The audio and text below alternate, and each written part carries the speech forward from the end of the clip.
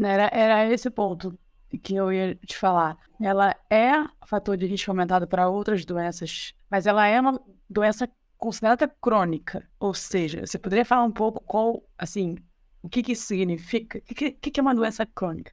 Então, doença crônica é uma doença que vai te acompanhar para toda a tua vida, a não ser que alguma coisa mude drasticamente.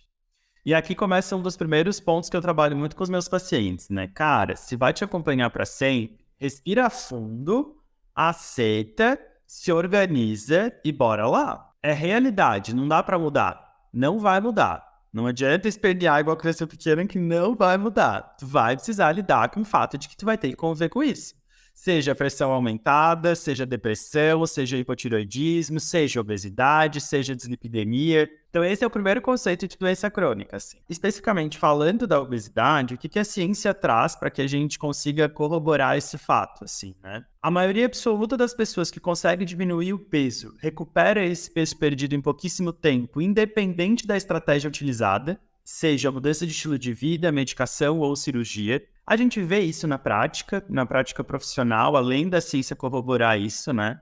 Todo mundo aí que é profissional do movimento já viu um paciente que perdeu um cliente, um aluno que perdeu muito peso e 2 anos depois recuperou todo o peso perdido, e daí isso começa a piorar, porque de novo aqui a gente traz desvalia para esse fato, né? Como se a pessoa não fosse boa o suficiente por isso, assim. Que é onde vem a questão do estigma, né?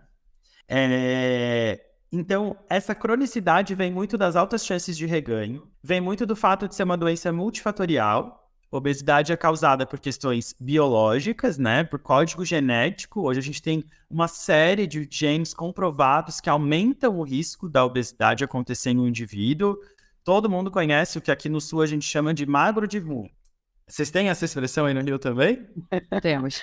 Boa. Cara, pra mim esse é um dos melhores argumentos. Não vamos falar de casos extremos aqui, né? Não vamos entrar nas extremidades, que o povo adora pegar as extremidades e querer fazer delas o todo. Vamos falar da maior parte das pessoas aqui, né? Eu conheço ao meu redor várias pessoas que comem mais do que eu, e olha que eu como bem, e que são muito mais longilíneas do que eu. A gente não tá falando da pessoa que tá comendo muito e nem da pessoa que tá comendo pouco. A gente tá falando daqui, da média populacional. Então não dá pra gente achar que é só merecimento, como vem sendo trabalhada a composição corporal por aí, né? Então é multifatorial. Tem essas razões biológicas, tem razões sociais. Pessoas mais pobres têm mais tendência a conviver com obesidade pelo baixo acesso à alimentação nutritiva. E aqui é muito fácil a gente, do alto dos nossos privilégios, querer dizer que comer saudável é barato, até porque a gente não compra bolachinha passatempo faz muito tempo, mas se a gente for lá comprar uma bolachinha ainda custa R$ 2, ainda custa 2 e pouquinho, ainda custa. Verdade. E a gente fica pregando nas redes sociais que é super fácil comer fruta, verdura. É óbvio que para a gente é fácil, né, gente? Choque. Né? Tudo nível superior e tal. E a gente pregando esse papinho por aí na internet, né? Fora que a bolachinha, se você não comer em uma semana, ela não estraga na sua geladeira, né? No seu armário, no caso. Exato, a chance de perder é zero. Então, é biológica, é genética, né? É uma doença social, é uma doença comportamental, transitando muito aqui para distúrbios alimentares, que aí já é até uma doença da psiquiatria mesmo, né? O transtorno de compulsão alimentar é considerado doença mental, doença psiquiátrica, não é uma doença metabólica. Tem tratamento, como toda doença crônica, e não tem cura propriamente dita.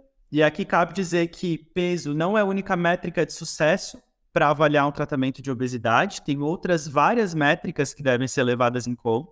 E aí, quando a gente olha para tudo isso, eu acho que a gente consegue começar a entender porque que é uma coisa muito mais complexa do que o desafio detox para o verão, né? Vamos lá resolver aqui agora, 8 quilos eliminados e nunca mais recupere. Não faz sentido, né? Tanto que esse tipo de propaganda está proibida no Brasil, né? A gente não tem visto mais circular tanto assim, porque é absurdo mesmo propagar esse tipo de informação.